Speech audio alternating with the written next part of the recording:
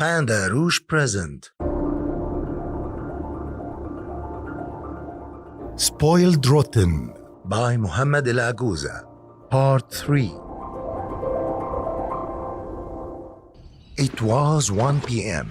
Work had slipped away today. Despite his disorientation, he managed to prepare a cup of coffee. After a couple of sips, he held the phone looking at it. Oh no, not now!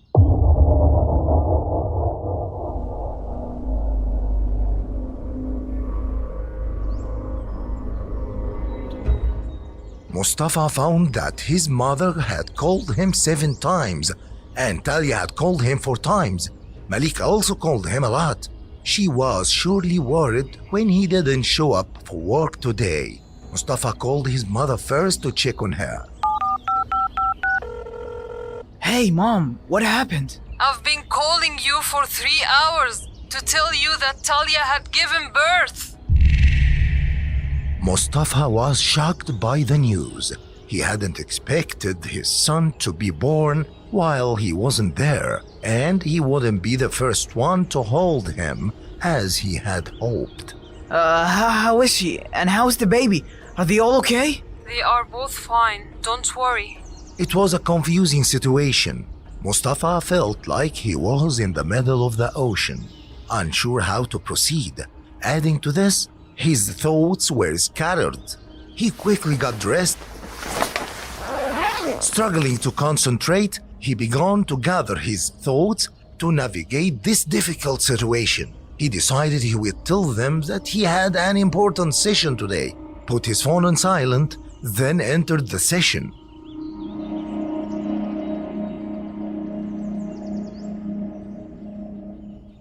Mustafa's heart raced as he inquired at the hospital reception for the room number.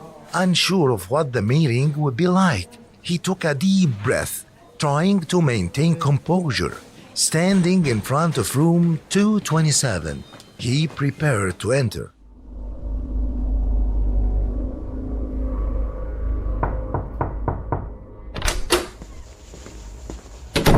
Upon entering, Mustafa found Talia lying down, her expression cold and avoiding his gaze, much like her mother's.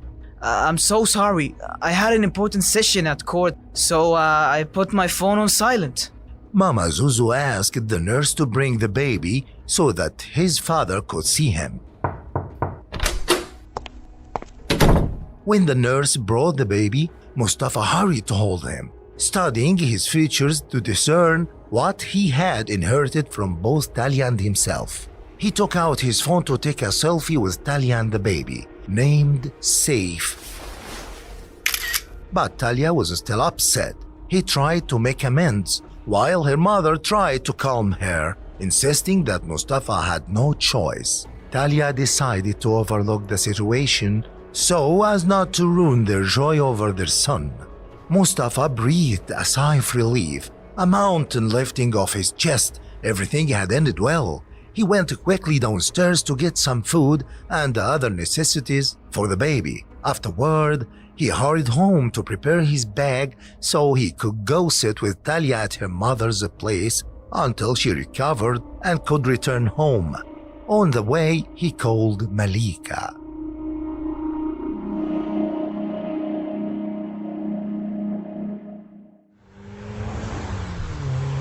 Hey Malika, I'm sorry I slept in today. And if you didn't know, I also missed Talia going into labor. But I told them I just had an important session at court and I put my phone on silent. And thankfully they bought it. Talia gave birth to a beautiful baby boy. We named him Safe. He has brought joy to our lives. I'm starting to get scared of you and the lies you tell your wife. What? No. Don't worry, Malika. You're different. And if I did want to lie to you, I wouldn't tell you all those details. And also, I'm not going to be able to spend the night with you because I'm spending it with Talia and my baby. Don't worry about it. I understand. When Talia left the hospital, she called her friend Salma. I'm mad at you, Salma. Where were you today? I didn't know you were going into labor. I'm sorry.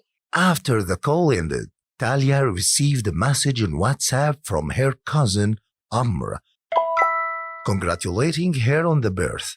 She replied and jokingly suggested he should consider getting married and having children too, but he responded that he wasn't planning to take that step at all. Gradually, Talia began to regain her composure and weight after giving birth, considering it a decent accomplishment. However, like all new mothers, sleep and rest were elusive to her amidst Saif's need. Salma took Talia so they could go out together, suggesting that going out might help her cope.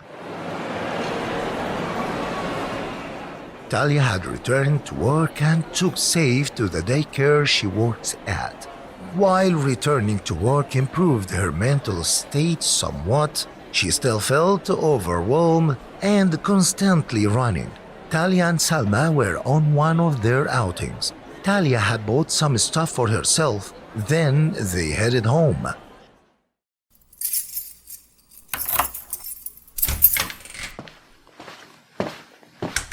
As soon as Mustafa entered the house, Talia rushed to show him the things she had bought, excited and happy about them. Did you see all the new things I bought? Yeah, they're nice. Mustafa's demeanor immediately irritated Talia, sparking yet another argument between them. Oh, yeah, I see. You no longer care about me, unable to stand seeing me happy. After the argument, Talia broke down in tears, speaking to herself.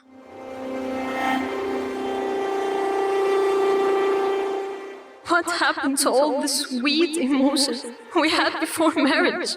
Suddenly, she made a decision. She would divorce Mustafa. It was a night filled with sadness, almost devoid of sleep. Talia's tears seemed endless. The world appeared dark in her eyes as she looked at her son with a mixture of worry and fear for his future. The frequent conflicts and differences had made her feel like she had married a completely different person than the one she once knew.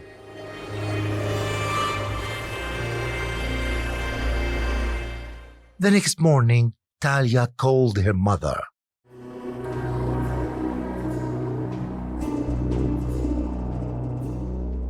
Things between me and Mustafa had reached a difficult stage, Mom. I can't continue like this. Especially after discovering a lack of understanding between us. Constant arguments over big and small issues, and Mustafa's never-ending demands without helping with anything related to the household or our child. Divorce is not the solution, Talia. Every household has problems. A wise wife is the one who maintains her home. Mustafa is a good and kind person, but might still be adjusting to married life and needs some time and patience.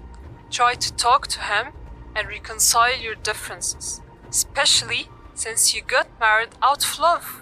I'm skeptical that anything we do would make a difference, and that it might be better for each of us to go our separate ways. I'm going to talk to him and propose that you come and stay with me for a while to relax.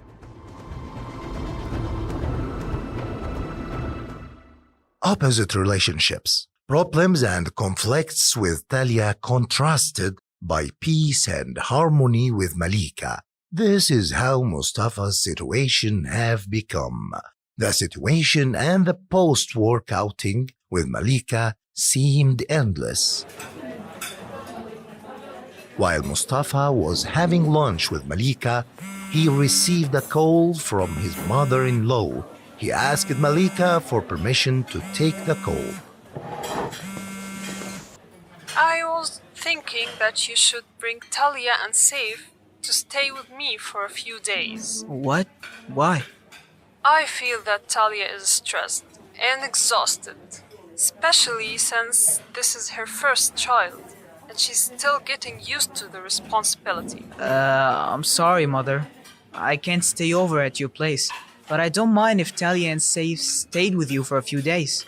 Bring them over tomorrow, Mustafa, and come along so I can talk to you about something. After Mustafa finished his call, he returned to the table.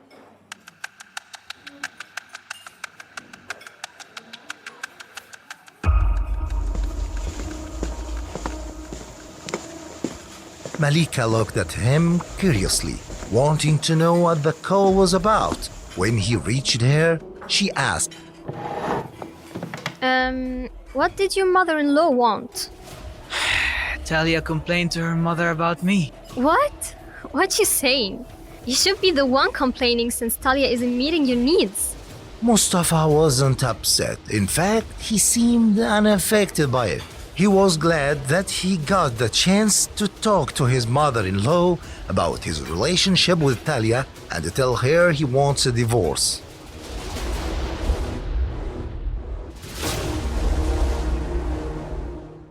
The next day, Mustafa dropped off Talia and Saif at her mother's house as she had requested.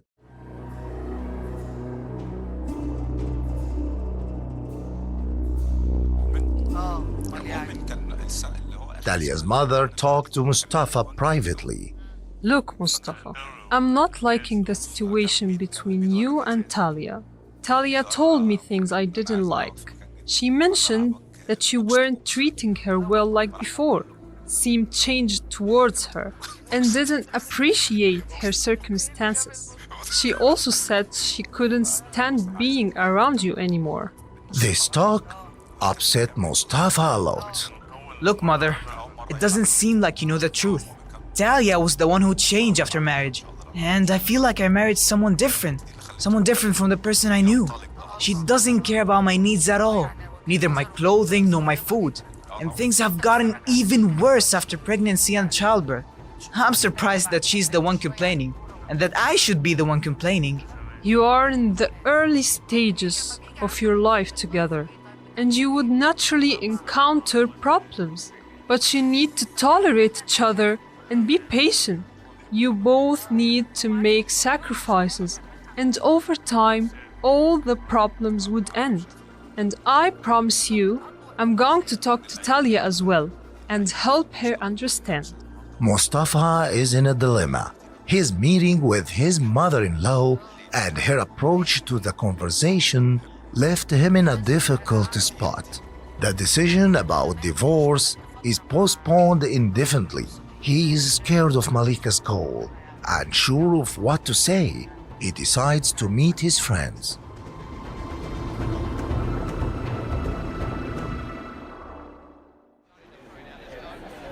When he met them, he asked them to plan a solid trip to help him forget his worries. They agree on a trip to take mid-year. At that moment, Malika called. How was the meeting with Talia's mother? I don't know how to tell you, but she told me that Talia spoke to her and that she's going to talk to Talia and make her understand. Oh, really? I thought you were done with Talia's mother. I'm starting to feel that you might change your mind and continue with Talia. No, don't worry, Malika. This won't ever happen. But I want to resolve things peacefully for the sake of our son Saif. And it wouldn't make sense for her mother to talk to me calmly and politely and tell me that she will try to speak to her and I just say no. And just so you calm down, we can start arranging our wedding plans now so that when the matter was finished with Talia, everything was ready for our wedding. A few weeks passed, and Malika exerted direct and indirect pressure to reach the awaited moment. Meanwhile, Talia did her utmost to follow her mother's advice.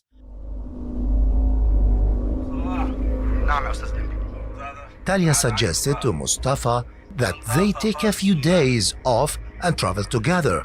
However, Mustafa refused. No. I have a lot of work. I couldn't possibly take time off. I feel like I'm the only one trying to get closer and communicate with you, like any married couple would. Look, Talia, I was trying to keep my mouth shut, but it seems like you want to hear what I want to say. So hear it. You are the reason I'm distant from you. You never think about what to do to make me happy. My lifestyle has become a mess since we got married, and our relationship has become unbearable and dull. You need to face reality instead of living in illusions, thinking that you're doing everything right and more. What did you just say? Mustafa, divorce me. I want a divorce now. I think that's the best solution too. Consider everything done. Mustafa breathes a sigh of relief. The pressure on him has finally been lifted. Mission done. The dream of reaching the desired happiness is nearing. There is no turning back now. Mustafa calls Malika. Malika, I'm finally divorcing Talia. Wow, finally! I'm so happy for you, my love. For this occasion, you should come over and stay with me tonight. Mustafa is taken aback by this offer, especially since it's not socially acceptable in Egypt and Arab societies for unmarried man and woman to stay together. However, he ultimately agrees.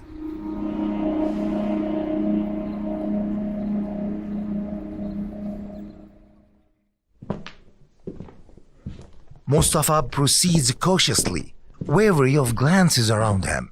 The goal is to reach Malika's apartment without being seen.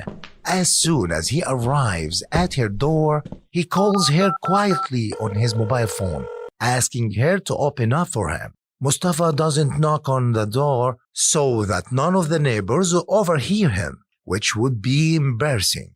Malika is surprised that Mustafa is speaking so quietly and cautiously, as she didn't see anything wrong with him coming to her apartment. She opens the door and invited him in.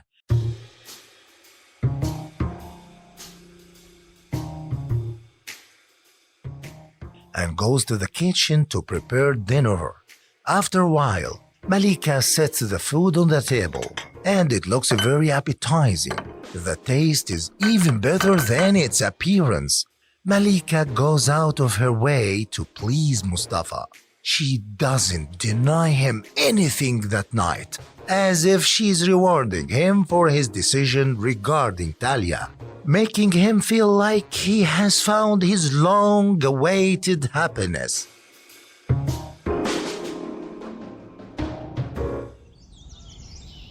In the morning, Malika wakes Mustafa up so they can go to work. Mustafa suggested they take the day off today and spend all the day together.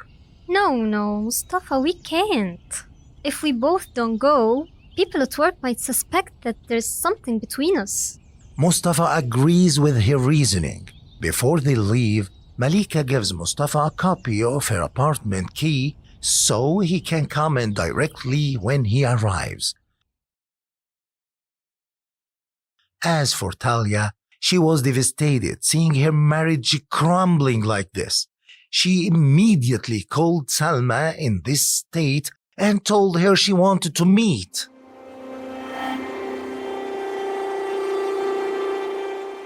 When Salma arrived, Talia informed her that she had requested a divorce from Mustafa and that he had left the house. She hadn't been able to tell anyone else about this news, not even her mother. Salma was surprised by Talia's collapse and expressed her support for her decision to divorce, which she believed was long overdue. Don't worry, Talia. You're right in your decision. Mustafa is a lost case. You should have divorced him a long time ago. Is there any hope for another chance between me and Mustafa for the sake of our son's safe? There is no hope. If you reconcile with Mustafa, he would see you as weak, and your relationship would be worse than before. Salma's word gave Talia confidence that her decision to divorce Mustafa was the right one. Despite several months passing since the divorce, Talia is still healing. What's harder is that the one who caused her pain feels nothing.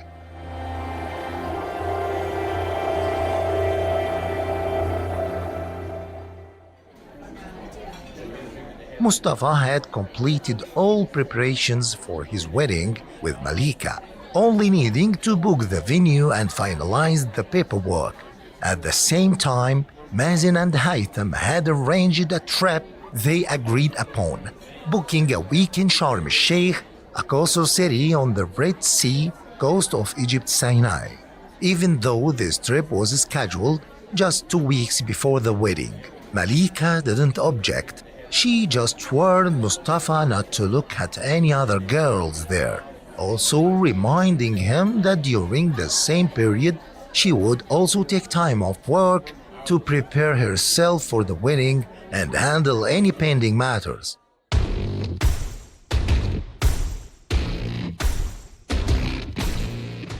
Preparations and meeting in anticipation of the trip to Sharm el-Sheikh began. Mustafa considered it a farewell singles trip for the second time. Mazen had planned this trip with Becky and her friends early on, planning for water activities, games, safaris, and some relaxation away from Cairo's hustle and bustle.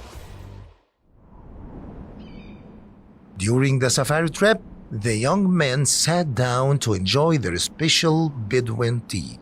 In the midst of the gathering, Mustafa whispered to Dina and asked her to bring him a weed cigarette like last time. Mustafa and Dina started to approach the Bedouins in the area to buy souvenirs from them.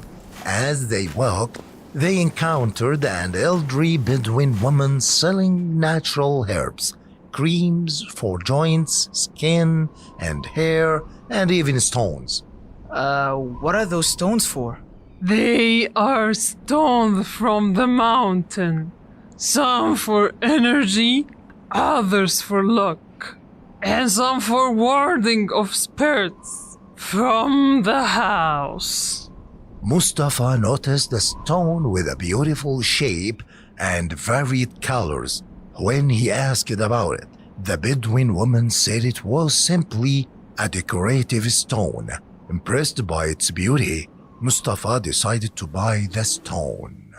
After a long day, they returned to the hotel by the beach. Mustafa entered his room, feeling exhausted.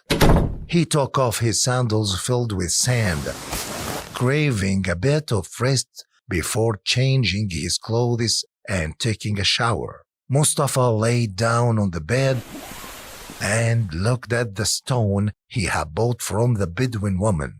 Suddenly, a bright white light emanated from the stone. Mustafa saw the Bedouin woman standing beside him, saying, Come, enter the light.